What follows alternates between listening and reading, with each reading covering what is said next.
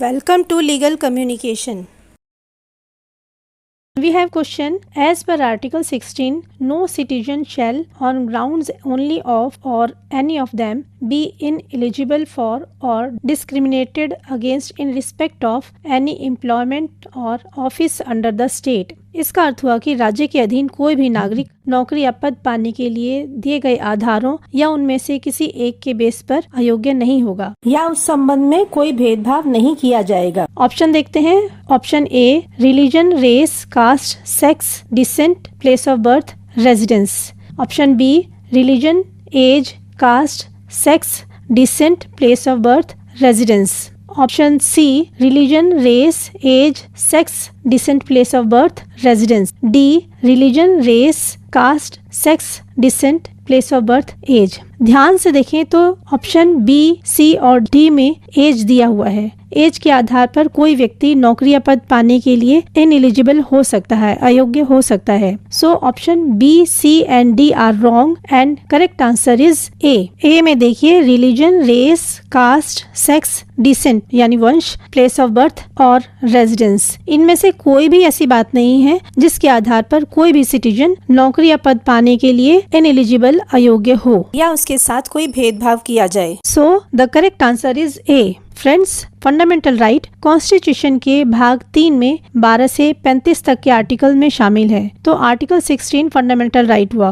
Fundamental right बहुत important topic है, यहाँ से अक्सर क्वेश्चन पूछे ही जाते हैं। Let's move on next question. The minimum number of जजेस who are to sit for the purpose of deciding any case involving a substantial question of law as to the interpretation of this constitution or for the purpose of hearing any reference under article 143 shall be dash.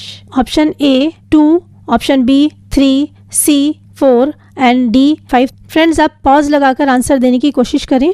इसका correct answer D होगा। Article 145(3) में mention है कि article 143 के अधीन किसी महत्वपूर्ण कानूनी प्रश्न या तथ्य को लेकर संविधान के किसी भी अंश की इंटरप्रिटेशन यानी व्याख्या करनी हो या फिर किसी मामले में सुनवाई, इस संबंध में जजों की संख्या 5 होगी। आर्टिकल 143 कहता है कि यदि राष्ट्रपति के सामने कोई ऐसा कानूनी प्रश्न या तथ्य सामने आ जाता है जो पब्लिक इम्पोर्टेंस का है और वो उस पर सुप्रीम कोर्ट की राय लेना जरूरी समझता है, तो वो उस प्रश्न पर विचार करने के लिए सुप्रीम कोर्ट को डायरेक्ट कर सकता है और कोर्ट उस प्रश्न पर सुनवाई करने के बाद अपनी रिपोर्ट राष्ट्रपति को भेज देता है। Next question, according to the article 300A of the constitution of India, no dash shall be deprived his property save by authority of law. Option A, person, B, citizen, C, foreigner and D, Indian. So here correct answer is A, no person shall be deprived his property save by authority of law. किसी भी व्यक्ति को उसकी संपत्ति से authority of law के बिना वंचित नहीं किया जा सकता। Next question, which of the following is not law according to the article 13 of Indian constitution? Option A, rule, B, bye laws, C, custom और usage, D, none of these. दोस्तों, यहाँ मेंशन है which of the following is not law. Article 13 के accordingly तीनों ही law हैं। So the right answer is D. Article 13(3)(a says that law includes any ordinance, order, bylaw, rule, regulation, notification, custom or usage having in the territory of India the force of law. Law के अंतर्गत भारत के राज्य क्षेत्र में विधि का बल रखने वाला कोई अध्यादेश, आदेश, उपविधि, नियम, विनियम, अधिसूचना, रूढ़ या प्रथा है। दोस्तों, हमने पिछली वीडियो में देखा था कि पेपर में आर्टिकल 13 से जुड़ा एक और सवाल आया था जिसमें आर्टिकल 13(2) का जिक्र था। जिन दोस्तों ने मेरी पिछली वीडियो नहीं देखी है वो उसे जरूर देख लें, लिंक उन्हें डिस्क्रिप्शन बॉक्स में मिल जाएगा। एक बार हम उसको भी थोड़ा सा रिवाइज कर लेते हैं। क्वेश्चन में कुछ ऐसा कहा गया था कि मूल अधिकारों को संशोधित करने वाला लॉ अनुच्छेद 13(2) में प्रयुक्त विधि या लॉ शब्द के अंदर ही शामिल है। अनुच्छेद 13(2) कहता है कि भारत सरकार यदि कोई ऐसा कानून बनाती है जो भाग 3 के फंडामेंटल राइट्स मौलिक अधिकारों को वायलेट करता है, उनकी उल्लंघना करता है, तो उस कानून का जितना अंश फंडामेंटल राइट्स को वायलेट करेगा उतना ही वॉइड होगा। याद रखने का तरीका आसान है, वी वायलेट और वी वॉइड, जितना वायलेशन होगा उतना ही वॉइड होगा। Golaknath versus state of Punjab के मामले में भी सुप्रीम कोर्ट ने यही डिसीजन दिया था कि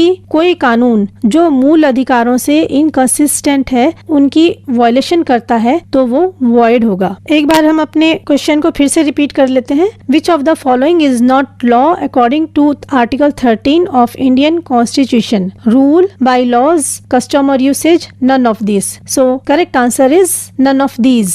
Let's move on next question. Which of the following schedule deals with union list, state list and concurrent list in the Constitution of India? Option A, Schedule 7, B, Schedule 10, C, Schedule 11 and D, Schedule 12. Union list, state list and concurrent list, all three are given in the Schedule 7. So right answer is A. Let's see about Schedule 10. हमने अपनी पिछली video में 52nd constitutional amendment के बारे में पढ़ा था और जाना था कि Schedule 10 52nd कॉन्स्टिट्यूशनल अमेंडमेंट के अंतर्गत ही इंसर्ट की गई थी। इसका उद्देश्य दल बदल के माध्यम से हो रहे राजनीतिक भ्रष्टाचार को रोकना था। इसलिए ऑन ग्राउंड ऑफ डिफेक्शन, दल परिवर्तन के आधार पर संसद और विधानसभा के सदस्यों पर डिस्क्वालिफिकेशन, अयोग्यता के बारे में प्रोविजंस उपबंध दिए गए हैं। Schedule 11, it tells about power, authority and responsibilities of panchayat, and Schedule 12 says about power, authority and responsibilities of municipalities.